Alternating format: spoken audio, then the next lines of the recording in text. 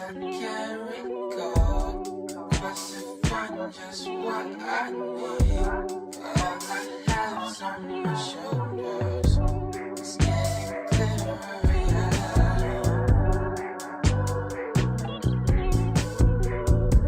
It's getting clearer, yeah.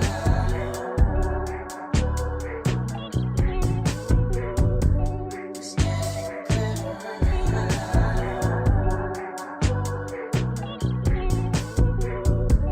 It's getting clearer, yeah.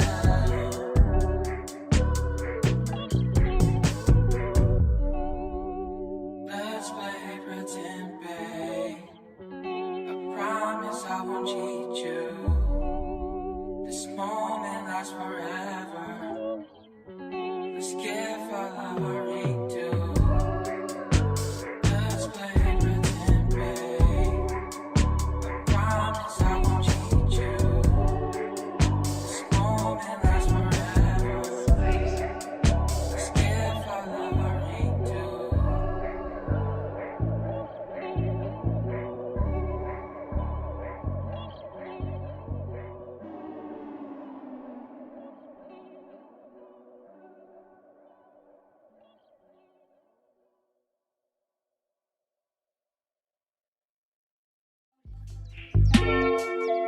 It's been so long that I can write it up. I can feel the water. This is natural. Feeling almost done as time. Must be my God. Can't take no more. I can feel the water. This is natural. Feeling almost done as time. Must be my God. Can't take no more. Take no more. Take no more. Take no more. Take no more. I've been so down and out. I've been trying to find a way out. I've been so down and out. I've been trying to find my way out.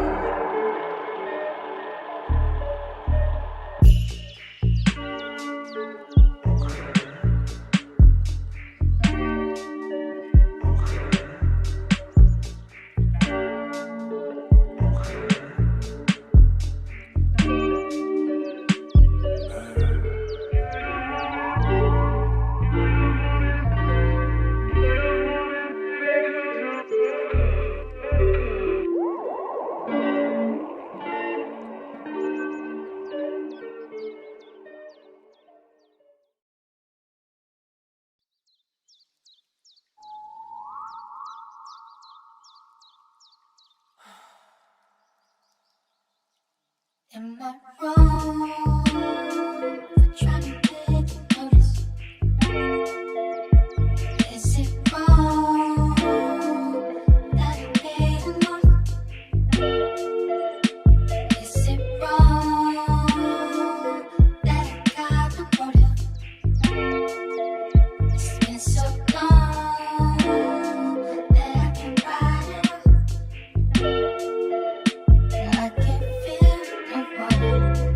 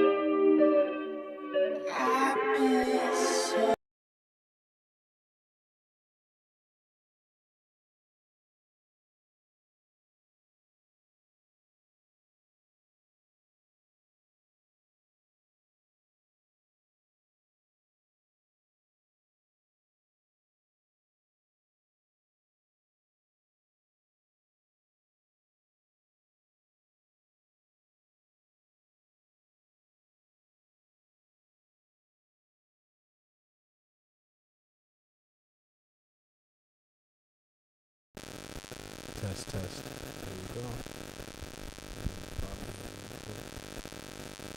Okay, here we go. All right. Testing. Testing.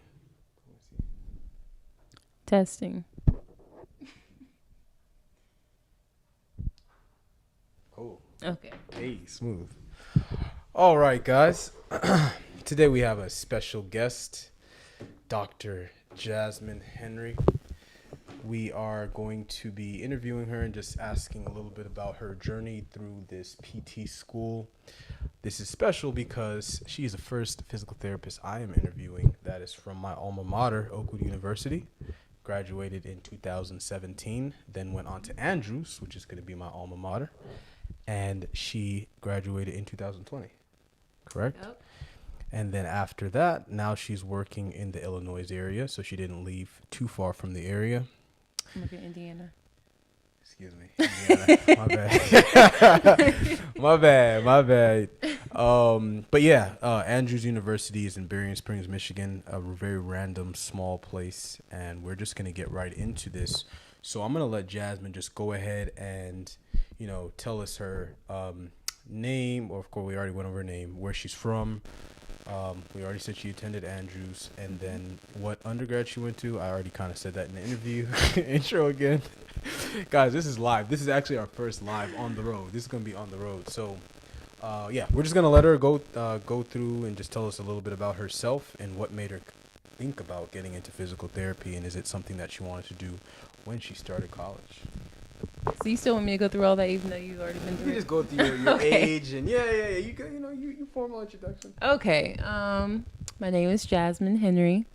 I'm from Dallas, Texas. I'm looking up there. Okay. I'm from Dallas, Texas. I'm 26. Went to Oakwood University for undergrad, Huntsville, Alabama. Grad school, went to Andrews University. I didn't really think about being a physical therapist until maybe like 16, 17.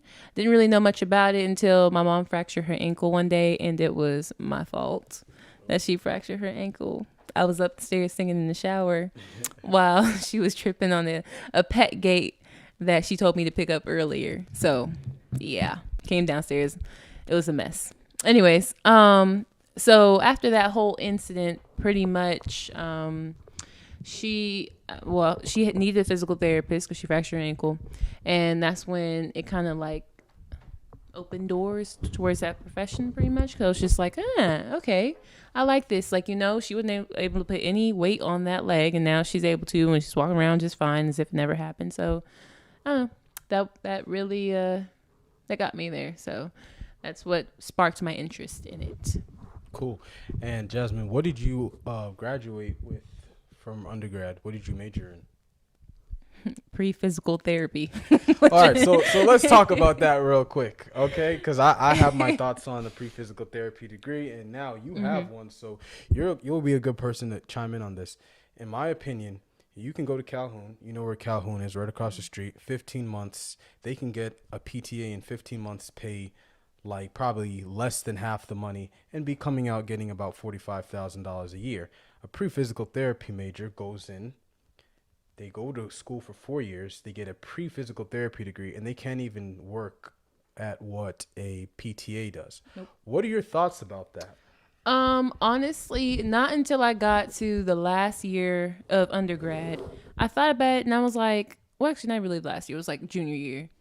And I was thinking in my head, like, why didn't I major in something that's more broad? Because pre-physical therapy, you can't, like you said, you can't do anything until you actually get your doctorate. You go through it all. So I don't know. I should have. Now I think about it, even now, I mean, I'm happy I'm in the degree I'm at now. But if things didn't work out the way they did, like, I would be stuck pretty much. Right. And so for that, I wish I had, studied in something more broad, that's still in the health field, that maybe, if I didn't get into PT school right away, like I could still do something with. Because I know a lot of people who they were pre-physical therapy majors and then they didn't get in, and it's just like, okay, so now they have to like create a whole different path for themselves, pretty much. Yeah, I know that same thing, and that's why I was always curious why our school didn't just integrate PTA into the pre-physical therapy degree at least, so you could get that associate's and then get the bachelor's at least, so you have your prereqs. I think that's something they should do, and when I get to the point where I can go and talk back to the alumni, I believe that's something, if it's not already done, that I'll definitely bring up, because logically it just doesn't make sense to give kids all these prerequisites but they don't have any skill sets, because I know people, more than one, who, when I was a navigator, that's when freshmen come in, some of the upperclassmen take them through orientation. I would have kids in my class say they're pre-physical therapy majors, and I'm like, guys, this is probably not a good idea, because if you change your mind, not even if you don't get in, what if you change your mind, So if you change... I have no idea, quite honestly. Okay. Quite honestly, I just always felt like this is what I was called to do, you know what I mean? So things kind of just worked out for me, you know what I mean? So basically and the crazy thing is I only applied to one school. Dang. You only applied to one? I only applied to one school. I only applied to Andrews. Sheesh. Technically, I applied to two, but the other one while waiting. So that's like, that was the risky part about it. But I mean, thank God I got in.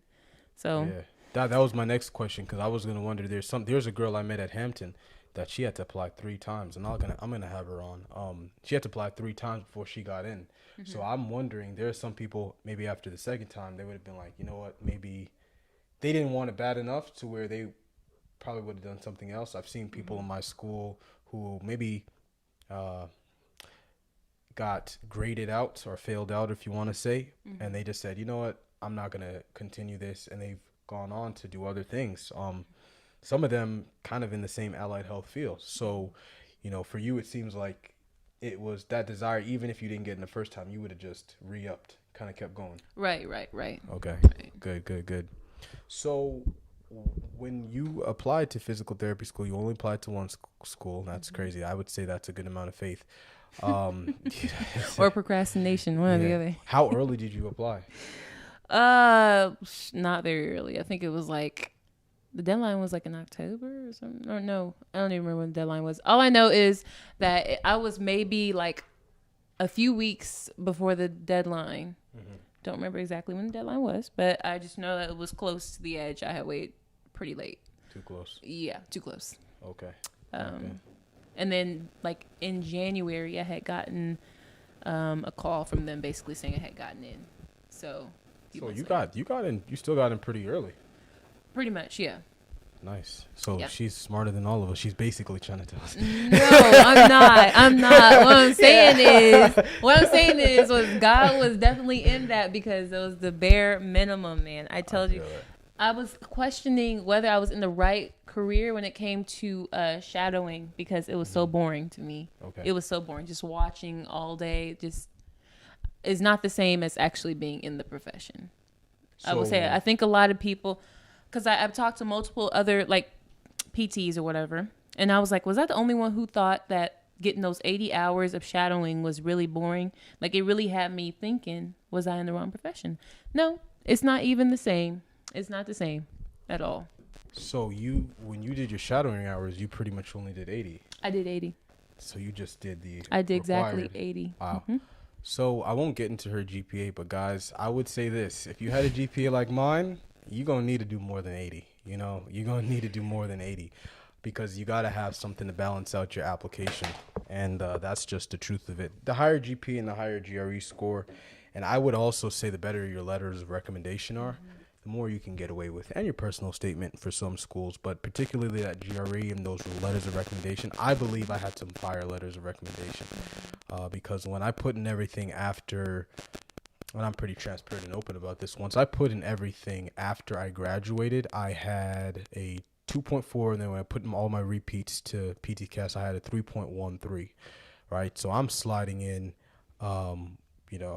I mean, that's not very high for PT school, just being honest, So, you got to find ways to compensate. So I wouldn't compare myself to certain people and try not to get the requirements, especially if that GPA is not at least a 3.5, I would say. What would you say? About 3.5? Yeah, I think mine, about 3.5. Mine was a 3.6 something. Okay. So I think it maybe was the GPA, and then also, nope, it had to be the GPA because even GRE was. Oh, you mentioned the requirements. I had to take it twice.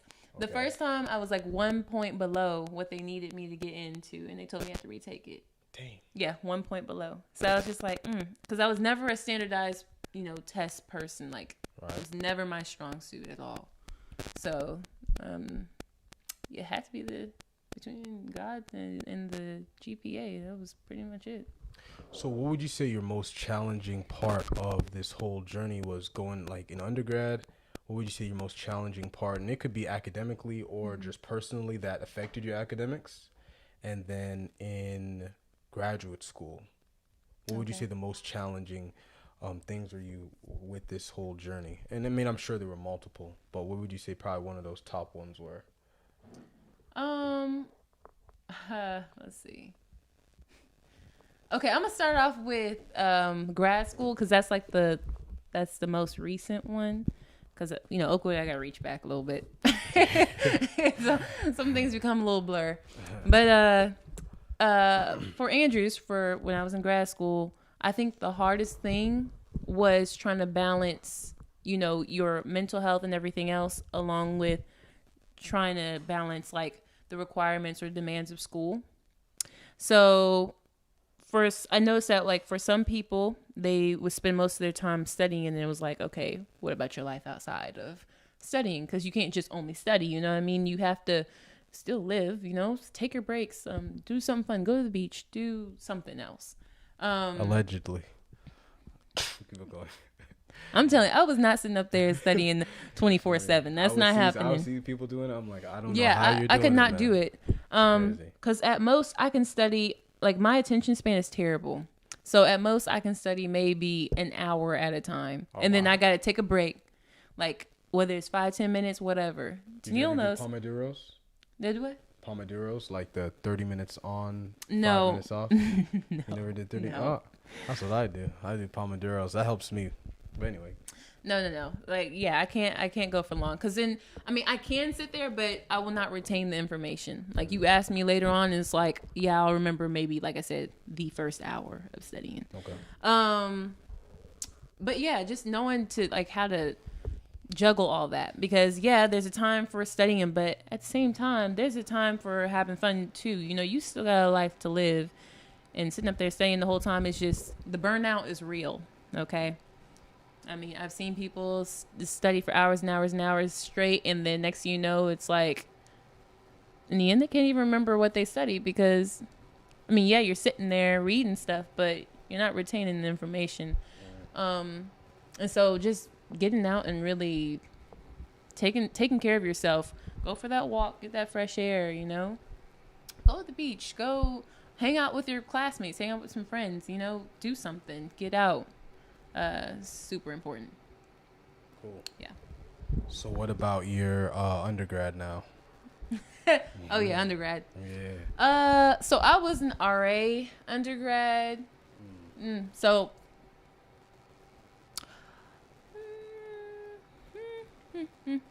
okay, I'll say maybe one of the most challenging things for undergrad was, I don't know.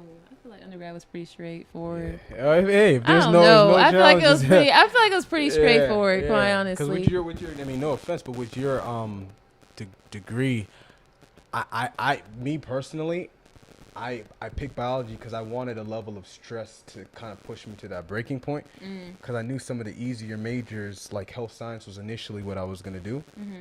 And I said, if I don't get this stress now, then because I had a level of self-awareness where I need to be pushed to a point to know what I do in that situation. Interesting. So, because I believe in PT school, part of it is being self-aware to the level of stress you're able to handle, because everybody has different tolerances. I know my tolerance had to grow. I could go, but there was a certain threshold where once that stress hit, I just zoned out, Oh yeah, for sure. Snapped out. And then that's the thing about PT school. Like the first year, I felt like was the hardest. I mean, it's all hard, but I feel like the first year is especially the hardest because they throw at you so many different subjects. Like you have so many different classes, and it's just like back to back to back all day long. And so, you know, you have all these classes and you have to adjust the fact that you're in grad school on top of that. You know what I mean? So it's definitely a whole different experience for sure. I remember thinking in my head, like, this is crazy. Like, what did I sign up for, you know? Because, like, not saying undergrad was a breeze, because it wasn't. I mean, it had its challenges, too, that I can't remember right now, but I know they had their challenges. But, I mean, it's not the same at all. It's not.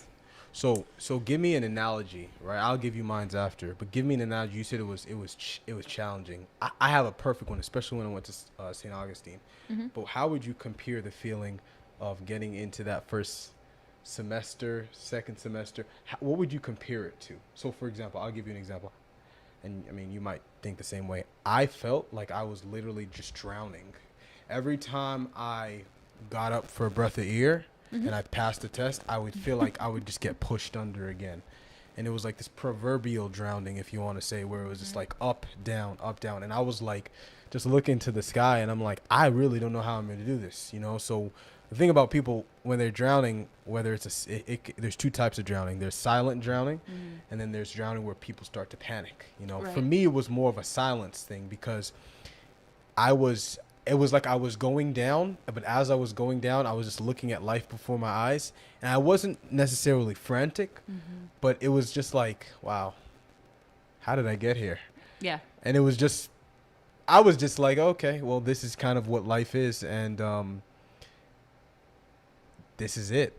So how would you compare your journey? You know, kind of like you're lying there paralyzed, getting hit with a ton of bricks, like Damn. one brick at a time. That was smooth. I thought I came up with a good one. She tried to smoke me on my podcast. No, I'm just saying. Nah, It's literally like that. It's like, because there's nothing you can do about it. You know what I mean? That was creative. It's just like, okay, you're lying there, and it's like you see it coming, and it hits you, but then like you're kind of, in a way, you're kind of like numb to it at the same time, you know? Because it's like by the time you get hit by it, it's like, oh shoot, here comes another one. You know what I mean? So, but, and it's kind of like, it's like you get used to being abused. In a way, it's like it's pretty much almost like abuse. Like it will definitely take a toll on you. It will take a toll on you. Like I remember undergrad, I was so worried about, like, you know, being the top, like getting A's, you know, getting B. I mean, I was never a straight A person. Like I was always an A B person. But I was always just like, oh yeah, I'll get the A's, B's. When I tell you, after PT school, especially that first semester, the first year, I didn't care about, who cares? You know, like about, you had, like, because undergrad, you stress and you worry about, like, this specific test is coming up. Okay, now this test. No, there were times in PT school where, like, you may have 3 tests in one day. So it's like, by the time, like, you have no energy, you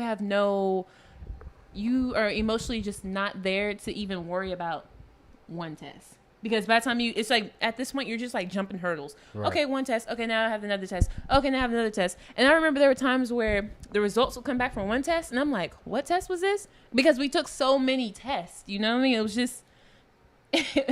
So guys, I'm about to go to the same school she graduated from, so I gotta ask her a little question. I'm gonna go off the script a little bit here, but at Hampton, one thing I will say that's positive about Hampton, even though I have my things about Hampton, I will say this: the faculty coordinated with each other. They would talk to each other, so they would try not to overload us. Do they do that at Andrews? Because you're talking about multiple tests in a day. I don't know. That don't sound like too much coordination to me.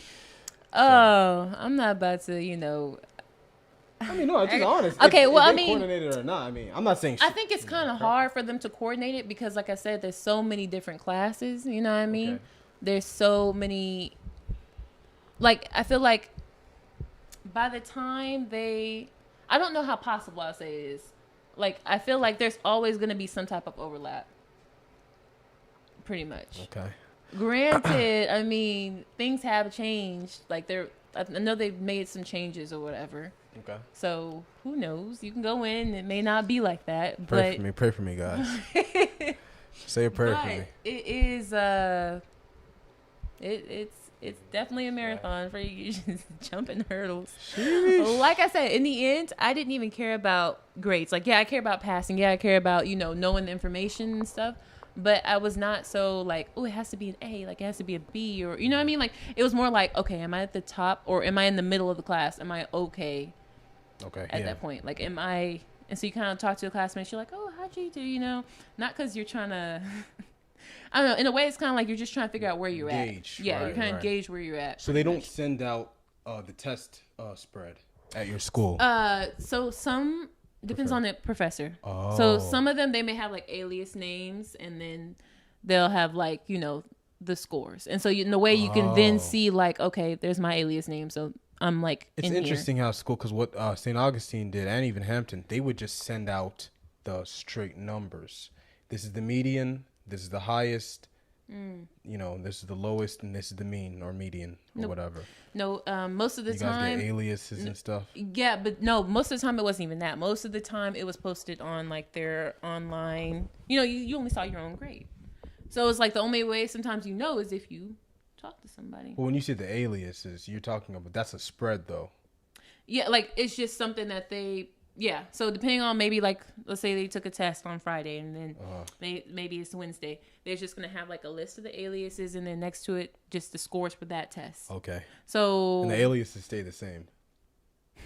So, crazy thing, when they first started the aliases, they accidentally posted them in alphabetical order. Like that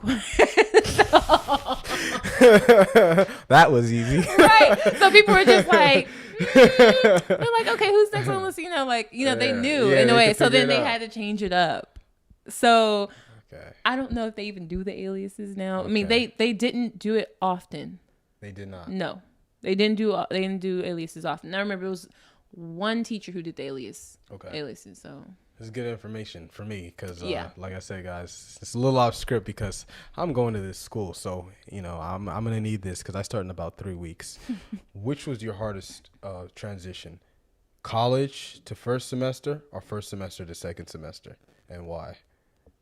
I think college to first semester because, I mean, well, first of all, you have to remember we're coming up here to a whole different, environment. Like Oakwood and Andrews are not the same in any way. So there's that. And then there's the fact that, undergrad, you had your stress in undergrad, but it's not the same as your stress in grad school. So just adjusting to like, oh, shoot, are they serious? Is really all this? You know what I mean? Like, so you got that shock as well. And then, and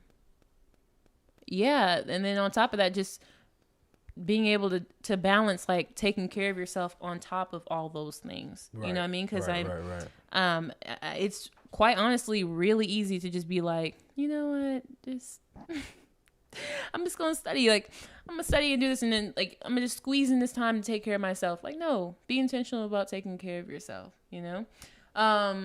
That's one of the reasons why I cut my hair when I got into PT school, because I was like, this is taking too much. I remember you had long. I was like, it's taking too. And I always used to say I would never cut my hair, but once I got to PT school, India, I am not my hair. She sang that while she was cutting it. Oh my, that's a whole nother thing. But anyways, I was like, I don't have time for this, and studying and taking care of everything else I need to take care of, and then plus.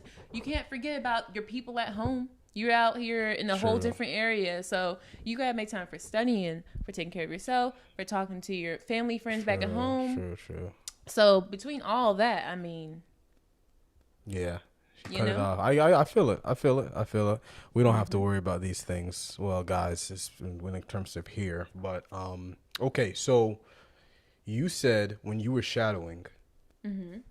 Because I had this experience in one clinic, which I won't name, but you said it seemed pretty boring. Oh yeah, it was boring. Did you shadow in Alabama? I shadowed in different places. I shadowed in Texas. So I shadowed in Alabama. Most of the places you shadowed, it seemed like that? Oh yeah, it was boring. But I'm gonna tell you the reason why I think it was boring is because like with shadowing you can't do anything. You know what I mean? Right. You're sitting there. They may tell you, oh, you can wipe down a table, or like you know what I mean. You never worked as a tech? No. Oh. No. So you're sitting there, you're watching the PT work with these patients, and at this time you don't know anything about really anatomy. I mean, unless you did do something, you have more anatomy background or whatever. Right. But and of course you have kinesiology, but that's not the same. You know what I mean? As much as you know in PT school. For sure. So it's like you have limited knowledge as to like how muscles work or really what they're going for, and then or really like what their diagnosis really is or what's going on with them. And so it's just really, it's like you're just watching somebody exercise. It's like I'm going to a gym and I'm just watching someone random just So you didn't see because I shadowed at Neeson therapy because I have good things to say about them. In Huntsville, Alabama, they did dry needling, they did cupping, they did a lot of manual therapy. So you didn't see that at the places you shadowed. The places I went to, because that would make it interesting for me, seeing that. I'm like, oh, because at another clinic I shadowed, I said, okay, this is like a glorified personal trainer. But then when I went to Neeson, honestly, that one experience almost had me say, you know what, I think I'm going to just stick with physiatry or PMNR, physical medicine and rehabilitation. But then when I went to Neeson and I saw all that extra stuff you could do, I'm like, oh, okay. Because I'm not trying to just be a glorified personal trainer. I want to be a physical therapist, and I want to do something that a person who goes and NASM, they buy a book for, because I have my NASM certification, but you buy a book, you study for it, and then you take the test. So that's pretty much it. You could do it in a month. I've seen people on YouTube who've done it in a month, but I wanted more than that. So okay. So once you started practicing, you said you felt like it was better. Why is that? It was even before practicing. It was really even while I was in PT school, like going to clinicals, because that's when I was opened up to more of the, possibilities, like all the other things. Like, for example, women's health. That's something that I got to experience with clinicals. Are you interested in specializing in that? I am interested in. Okay. And so it was crazy because in the beginning I was like, that sounds but I don't know. Once I actually went to the clinic and, I got to experience like, oh shoot, this is a real serious issue. Like, I don't know, just sparked something in me. Like that's something I want to get into. So yeah, it's interesting how like the whole spectrum of PT is actually so broad. Like you get tired in one section, you can go to a different setting, you can do different things, and that's the beautiful thing about it, for sure. But I didn't see that and I don't know, maybe it was just the clinics I chose or whatever. And one of them was a skilled nursing facility, so yeah, they're not doing no cupping and stuff up in there. So right. Oh, of course. Yeah. So the first time, no, I did not use an online course. Do you regret that? I do. Okay. I think it definitely helped more when I used one of those courses. I used a PT Frontier. What is it? It wasn't Final Frontier. I heard a lot of people. It talking was about PT Final Exam, I think it was. Okay. That's a shame. I should remember this, but okay. But Final Frontier is good too. I know someone who used Final Frontier. Like I've already talked to 3 people who've used that. Yeah, and then like the class, like it's a little pricey, but I mean, come on, like $300 in comparison to like not the getting $600 test, or not passing the NPTE. Right. When I failed, guys, I literally wanted to. I did cry. I went home and cried because I was just like, I'm exhausted. Yeah. So you were studying from your notes? No, that was the case. I'm like, Jesus, what are you studying from? I was studying from. So Andrews actually provided us the Score Builders book. Okay. So we had that because we had, as a class, like if we all chipped in a certain amount of money, whatever, we could get it more discounted or whatever. So I was studying from primarily that. Okay.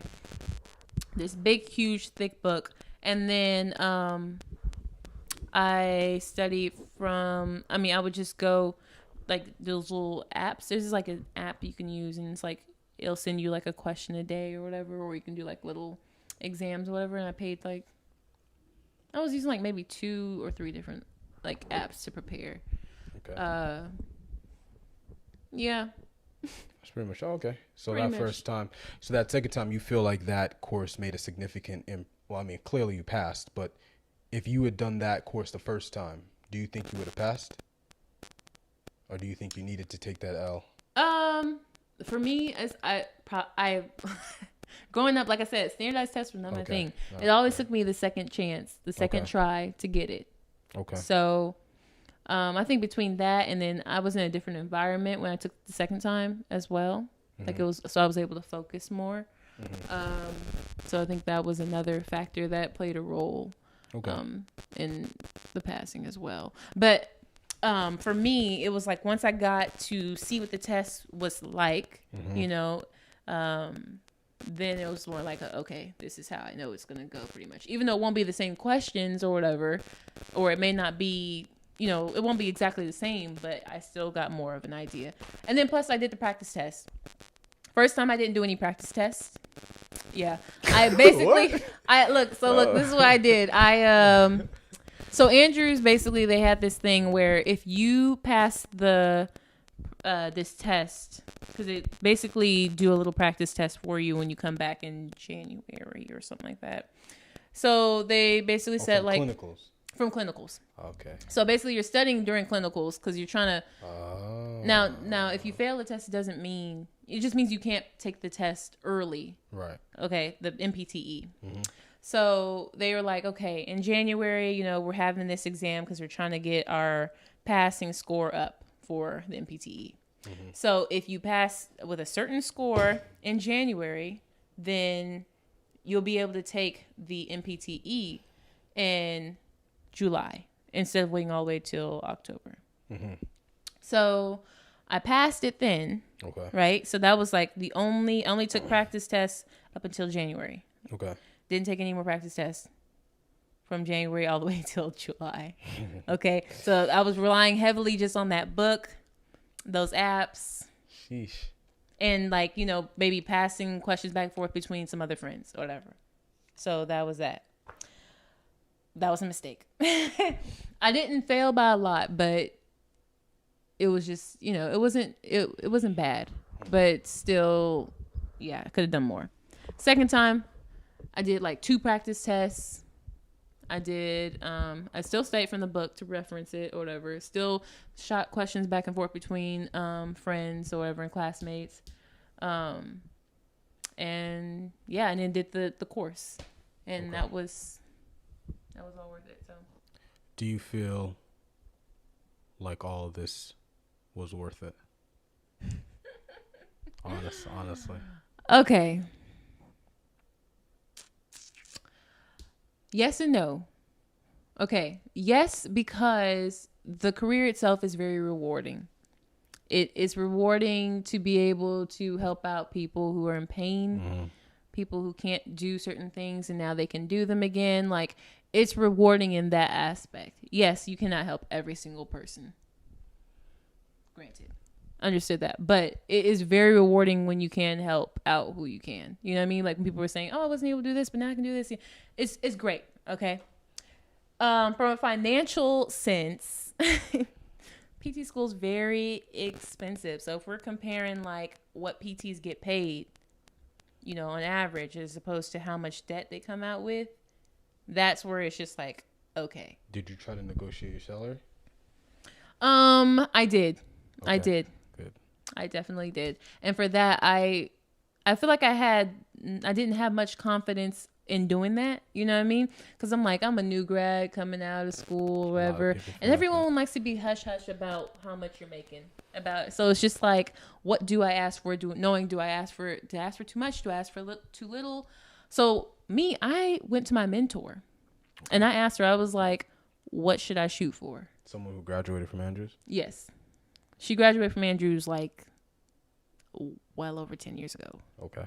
But she basically told me, she said, Jasmine, just aim, like, she's like, yeah, don't make it like unreasonable. But she's like, I think if you ask for 35, you'll be straight.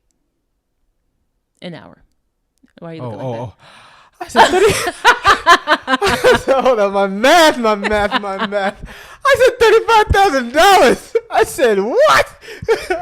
We're about to shut this stream down.